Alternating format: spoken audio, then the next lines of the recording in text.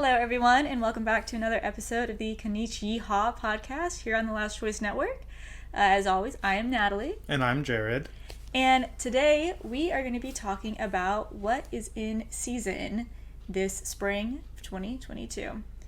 I think it only makes sense to talk about the first thing that we've been watching, which is Komi, because I discussed it last time on the last episode where I talked about what I was watching this season, and this is season 2.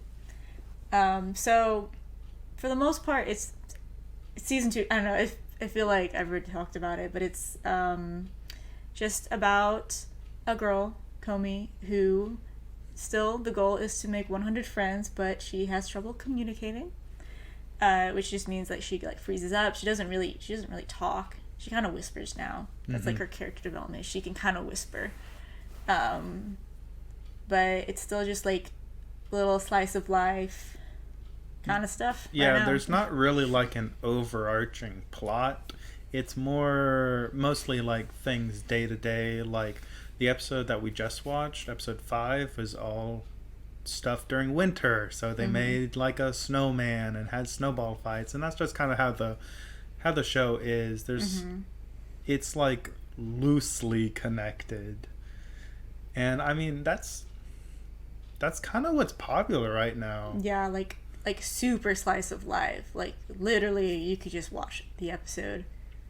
Yeah, and I'd like to say that there is a genre that's popular right now, that's gotten pretty popular, which is like, ooh, this girl, she's so cool. And then it's like the guy who's like a loser. And to put bluntly, it shows for guys that have no bitches. They got no bitches. They wish they had them. Which is really unfortunate because I love all of these shows. Yes, me too. They're so good, like, because they're just slice of life. Just with like, ooh, she teases him and things like that. And I think it's really funny because I remember whenever we like first started watching all of these shows, like this season, we have Komi, and then we have not Komi, and then we have opposite Komi. Yes. So it's also like, oh, I guess Komi might be kind of making a genre. A popular genre right now. Yeah.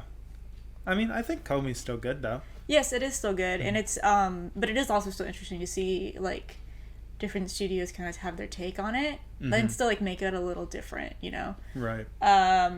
So for the most part, Komi is just still going. She still can't communicate. Update: she still can't communicate. I've read ahead in the manga, and I'm like excited for the next season, and it's really unfortunate because we're only halfway through this season, but I'm like ready for it to be over so that we can start the next season. Hopefully they renew for another season, but because that's when like the actual like overarching plot and like things are held together, like actually starts happening. There's a new character introduced, and I'm excited for that part. Right. And then the other show, or another show that we're watching this season, kind of segueing into, because, you know, we said we have Komi, and then we have not Komi. Not Komi. So not Komi is, oh shoot, what's the English name for this one?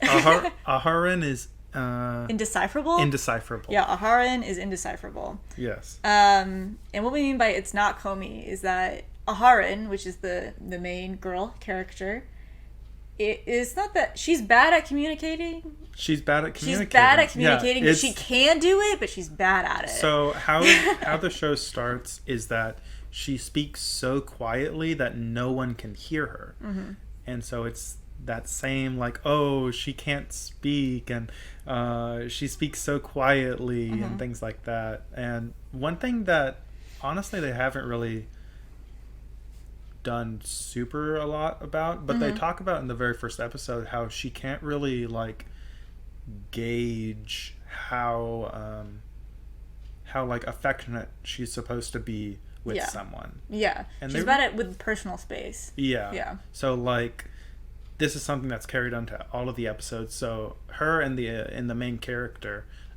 they both walk home together, and they like she like holds his arm, Yeah. like when they walk home. And so, but like she started doing that like as soon as they met. Yes. And so it's one of those things where it's like she like sits in his lap sometimes. Yeah, she sits in his lap. She like they get really face to face with each other. And I mean, also like she feeds him. Like I mean, like she does a lot of things that are like can be considered like really personal. Yeah. And this is they just met. This is their first year in high school, I think. Was that part of the plot? It's either first or second. Yes. Yeah, but basically it's just so the main character guy. Oh, it's their first years because he's trying to make friends. So she is the one who sits next to him. So in the first episode, he comes on just super like, hey, like my name is Rido, like.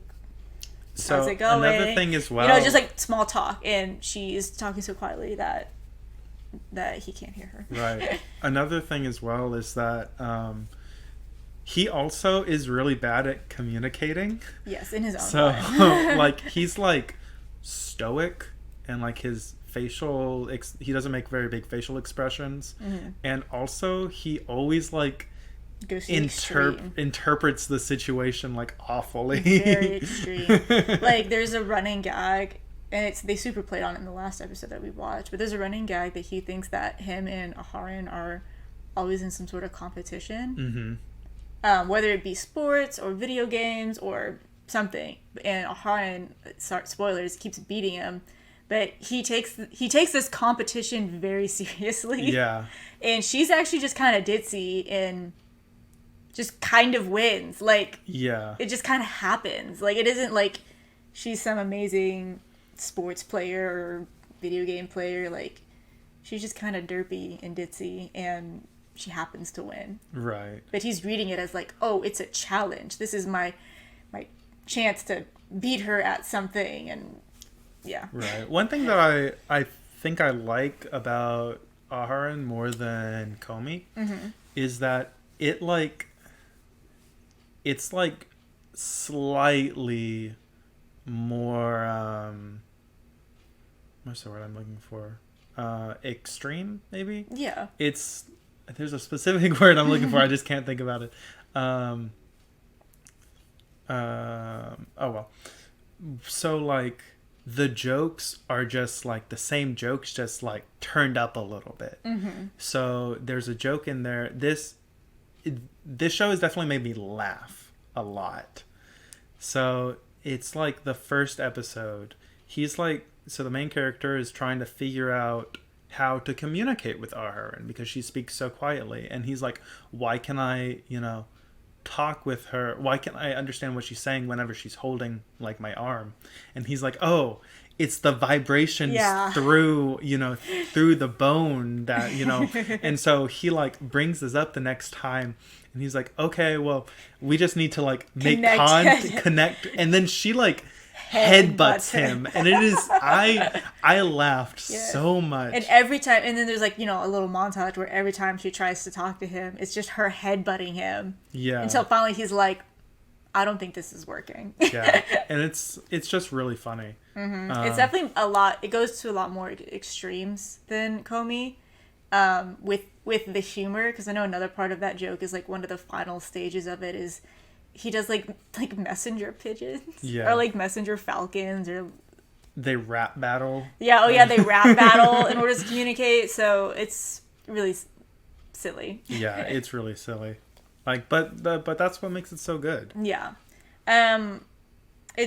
I think it's kind of interesting, though, because the introductions of characters seem to be going a lot slower than with Komi. Okay. Because it really is just these two characters in this show, it feels like. Yeah, they introduced one. Yeah. They introduced one other character who is Aharon's friend-ish. Stalker. Yeah. They introduced her. She's really only been in like 2 episodes prominently. And then they just now introduced Aharon's younger brother, but I don't know if they're going to do anything with him. They've had, what's the main character's name again? Rido. They've had Rido's friend, like, once. Yeah. But it is mostly just with It's them. mostly just them. Which is so opposite of Komi, and I'm so happy about it. Because one thing that I kind of don't like about Komi is just how many characters there are. It's like an obscene amount of characters introduced all the time. And so none of them get to really develop. Yeah. And I mean, even Komi and Tondo?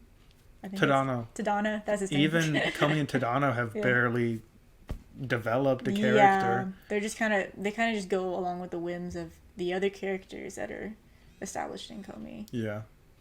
Yeah. Okay, and then yes, Aharon is very fun. I would recommend it. Yes. And then the other one we're watching, which is Opposite Komi. Opposite Komi. So I guess what we mean by opposite is that, well, one, the girl is very confident. Yes. She's very confident. And then but the boy is still incompetent. Still kind of like I'm a loser kind of guy. Yeah, so I guess and it's a Shikamori. Shikamori is not just a cutie. Yeah. So Shikamori, which is a girl, is dating Izumi. Okay. Right? Yeah, well, that's the first thing. They're already dating. So I should say with Komi, there's like obvious romantic tension because Komi obviously has a crush. Yeah, both of them do. Tadano. Yeah, okay, yeah. Sorry. Yeah. Tadano. I was about to say, and then in Arharen, there's kind of no romance there. There's not, but we did get the spoiled. Yeah, like they are very physically close, which I think can be kind of like interpreted as like, I mean, maybe you could call it fan servicey or whatever. Yeah. But like the way that they interact with each other, there's not really a lot of romance happening in they're Arharen. like back and forths are like regular friends. Yeah, they're like friends. So whether that goes in the romance route or not, I mean. Okay, and then in Shikamori, they're already dating. Yeah. Pre-established relationship. Which can be pretty nice sometimes. Yes, it can be. You have to wait for all this tension to build up. Right. And that's not like the main plot, I guess, is the tension. Mm-hmm. The main plot is them in their dating lives already with their friends. So Shikamori is very confident. She's kind of a can-do-anything character. She can do anything. She's like... And she'll try to do anything, too. Right. She's, like, super athletic. She, like, has these awesome... reflexes. Yeah. And, like, she looks super cute, but also super cool. Really cool, yeah. And she's kind of...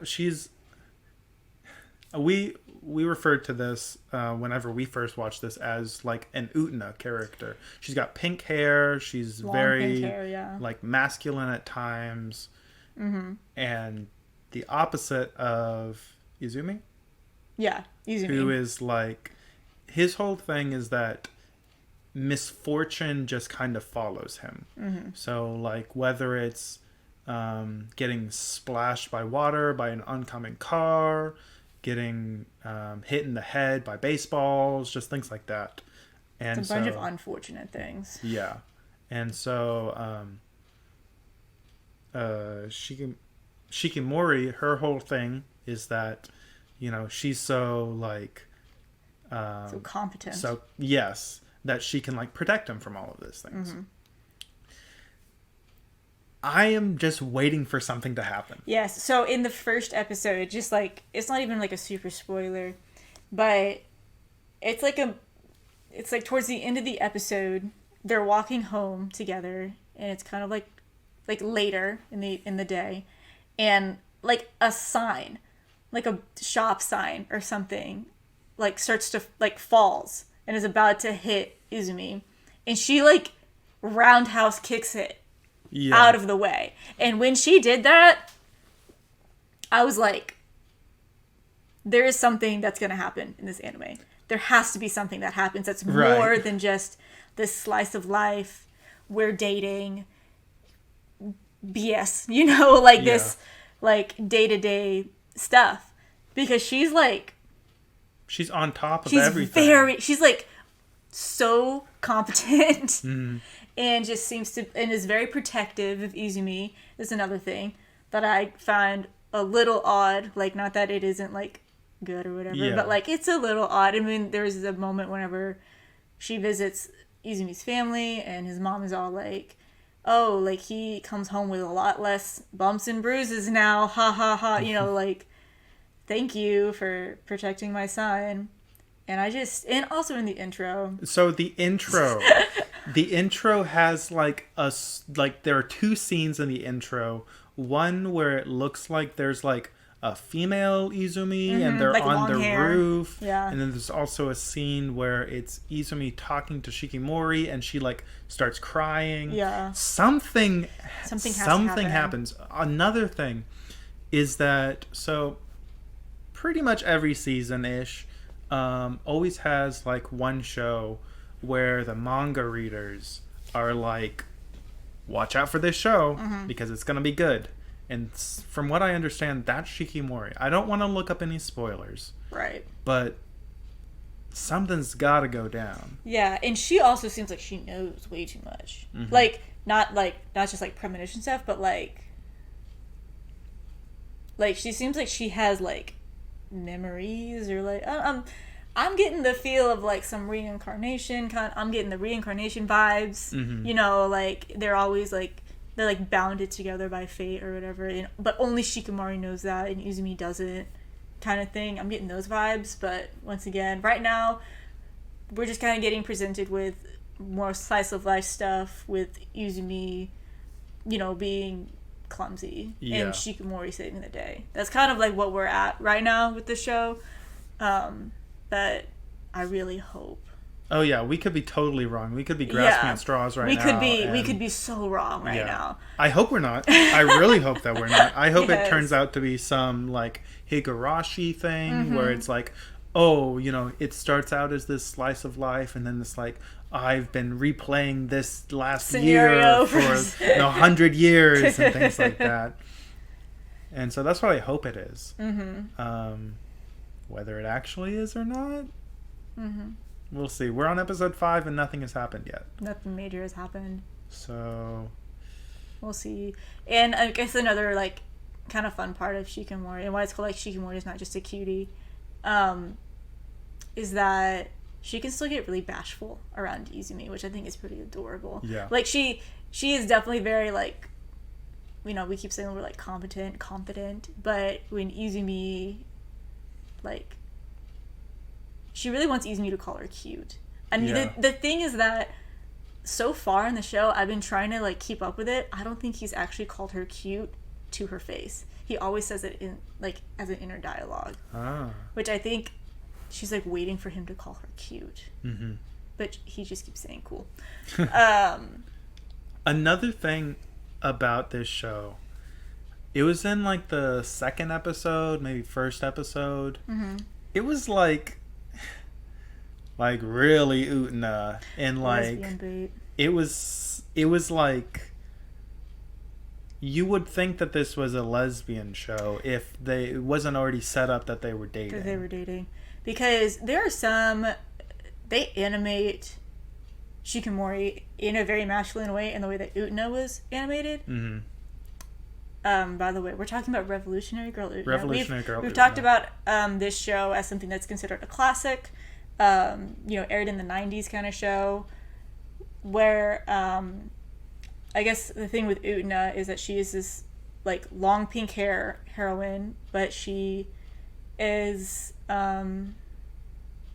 masculine. She's very masculine in the way that she presents herself. Like she's very much like in the show says, I want to be a prince. You know, she like, wears the male uniform. She wears the male uniform, and she's her purpose is to save the maiden, Anthe.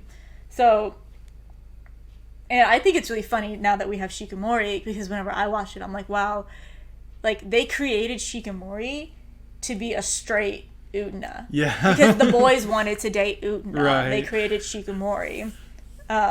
Because she's very Utena. Same character design. Yeah. You know. Then there's like there's like this volleyball scene with Where- this like this girl that's like the Oh, star. it was such bait. And It was it was such like, bait. wow, you're so strong, and I've never met someone like you. And even the other like female friend in their friend circle was like, damn, I really wanted to date her, and then she started dating you. Yeah, Like, she says they didn't that. go anywhere with that either. No, but she like says that very explicitly, Yeah, that she's I had a like- crush on Yeah. Shikimori. She's like, Shikimori's my type. Yes, Shikimori is my type. Yeah. Which, But they're not going to go anywhere with that because the Because they're show leaving. is about the relationship that already exists. yeah. Yeah. So, I mean, I think it's interesting. I'm excited to see where it goes. Oh yeah, me too. Yeah. And then you are watching some shows. Spy X Oh, wait. Family. Oh, man, I almost forgot Spy X I So- almost forgot Spy X Family because it's so different So than it what is we're completely watching. different than everything else we're watching, but I will say there are a so couple good. of special things about Spy X Family. Yeah. Do you want to like describe it? Oh, yeah. So Spy X Family, well, first of all, it is, you pointed out, it's made by two studios. studios. It's a collaboration between Wit Studio and Cloverworks. So Wit Studio is known for, mainly Attack on Titan. Mm-hmm. They also did the Great Pretender I saw on Netflix. And then Cloverworks is super known for Fairy Tale, I would say. And then they also did The Promised Neverland and a Yeah. bunch of other little shows that These are pretty big they're name companies. Yeah, they both Hard hitters. are very hard hitters. Yeah. And I think the show is Spy X Family is a very hard hitter for me. Oh yeah, Spy X Family is really good. This is really good. So the plot of Spy X Family is that there's the three main characters. The main guy, Lloyd, he is he's the number one spy in like the world, and he's been tasked with this mission that will that basically decides the fate between the East and the West. Mm-hmm. And this is so- very very European based anime. Also, Oh by yeah, the way. so it takes place in like, let's see, there's a TV like the 20s. I think a little later than that, maybe 30s. Oh, sorry. 30s or 40s. 40s, I mean. 30s yeah. or 40s probably.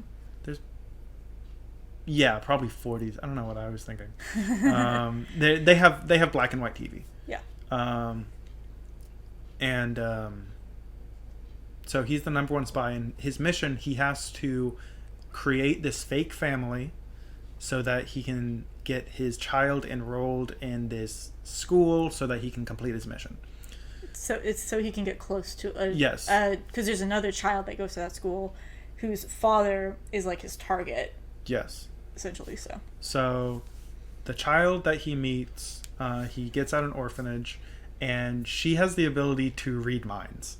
So she knows that he's a spy, and that's one of the reasons why she tries so hard to be with him. He doesn't like ever say that he's a spy. He keeps it a secret. He thinks a lot in his head though. Yes. So she knows a lot.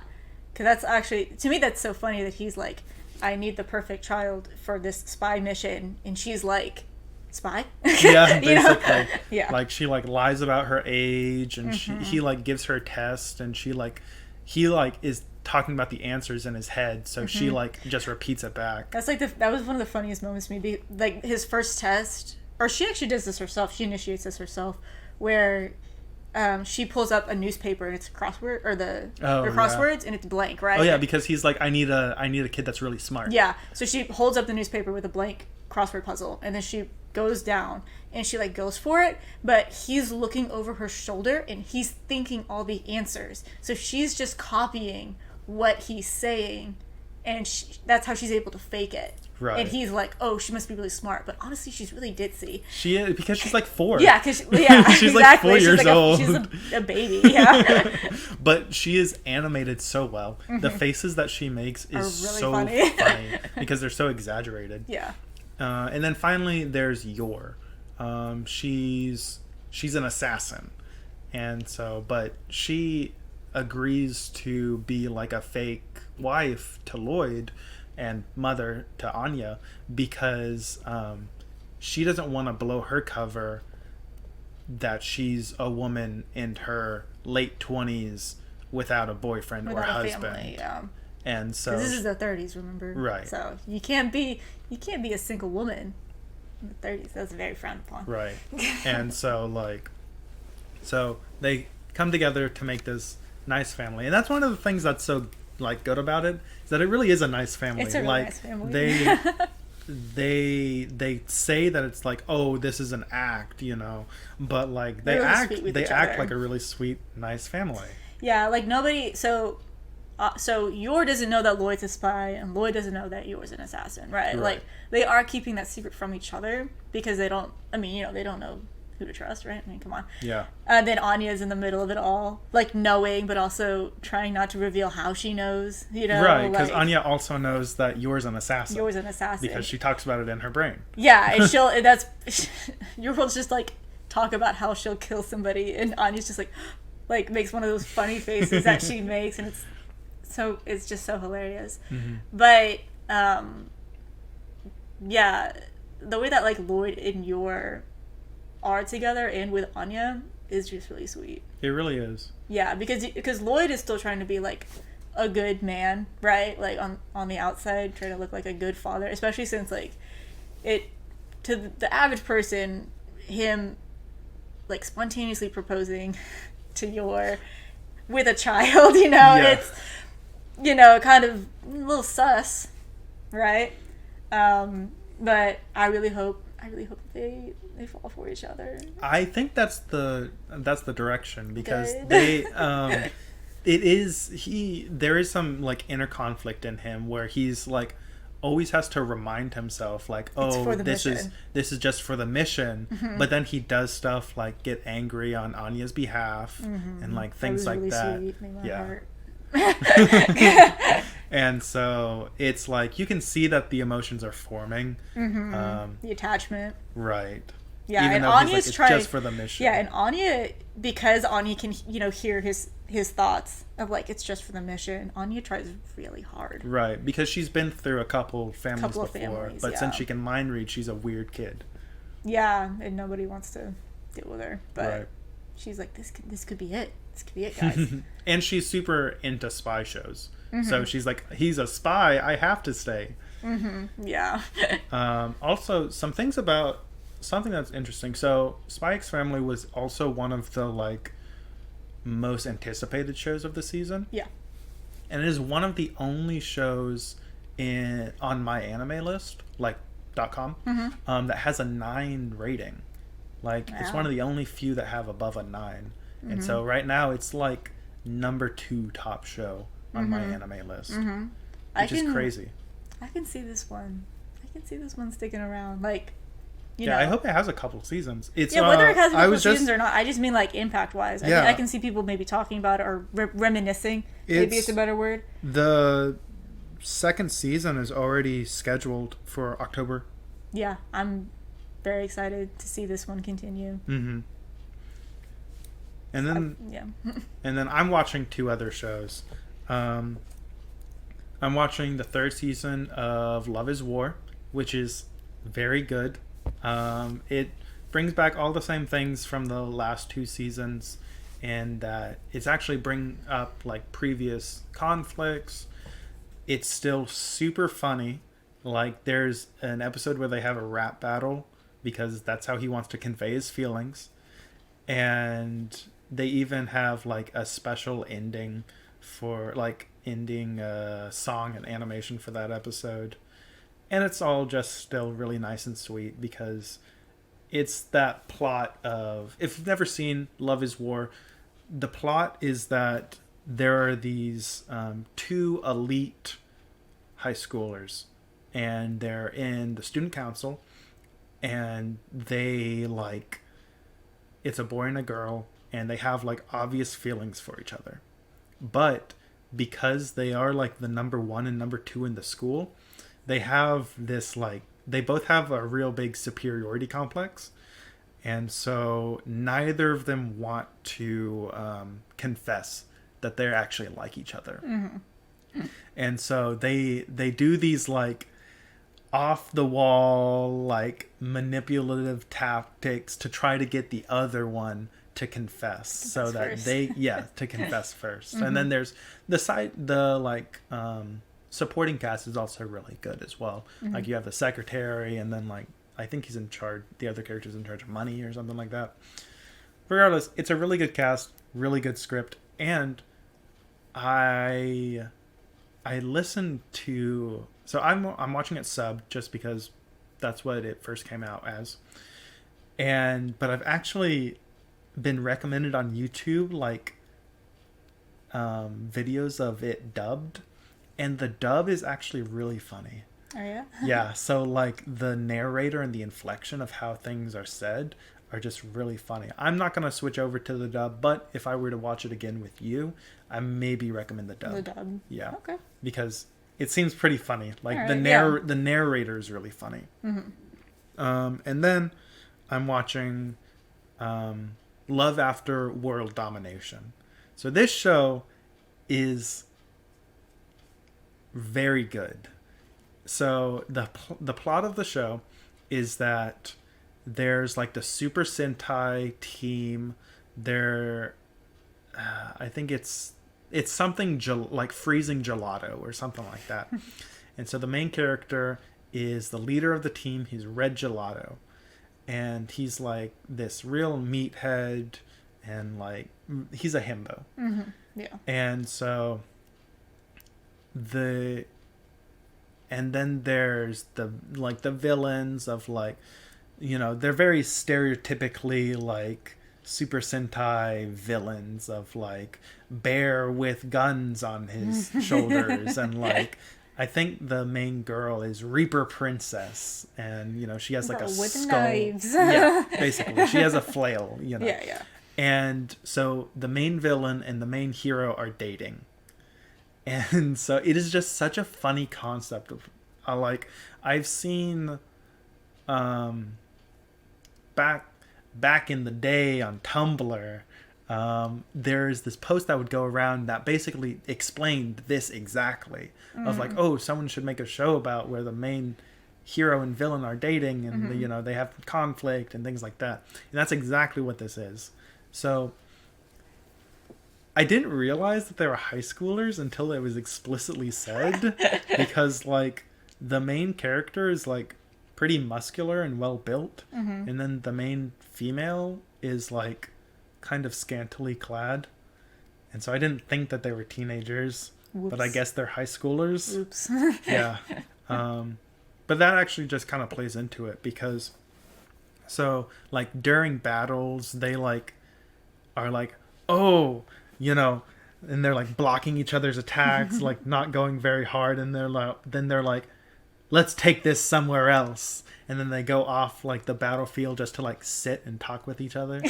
And they're like, both of them are like super new to relationships, and so they're like, I think we're supposed to hold hands, and then they're like, you know, like super shaky and things like that. And just like having to keep a secret that like they're dating, because obviously it's super taboo. And then aside from that, every once in a while it'll be like, take me on a regular date, and so they'll like out of their super costumes, they'll like go on like a date, and you know it's really sweet. And it's pretty funny. Nice. Yeah, that's probably a show that, well, it is a show that it's kind of, I don't know where they're gonna go with it, because like episode 5, the joke is kind of like getting stale. Oh.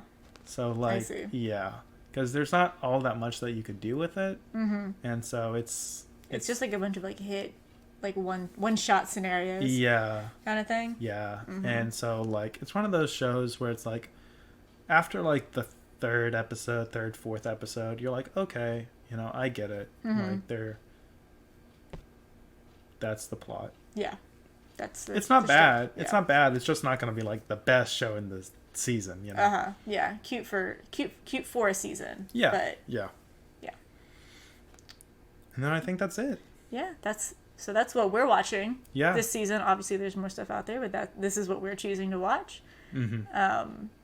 Oh yeah, I tried to watch a couple other shows. I tried to watch the second season of Shield Hero, and I hate it when shows do this. So there was the end of the first season, which was like, I don't know, 4 years ago, maybe. And then they start this new season, and I think that there was a time skip. Like, there are characters I don't even remember. Like, I think they're just bring it all, and then there's, like, not really connected, and, like, I just couldn't get into it. And then there's also another show. I cannot remember what it's called, but the plot of the show is that there's a guy that's come back to his like country town because one of his friends died. And so the first episode is all about, like, here's the memorial, here's the service, and having to rekindle relationships, things like that. But there's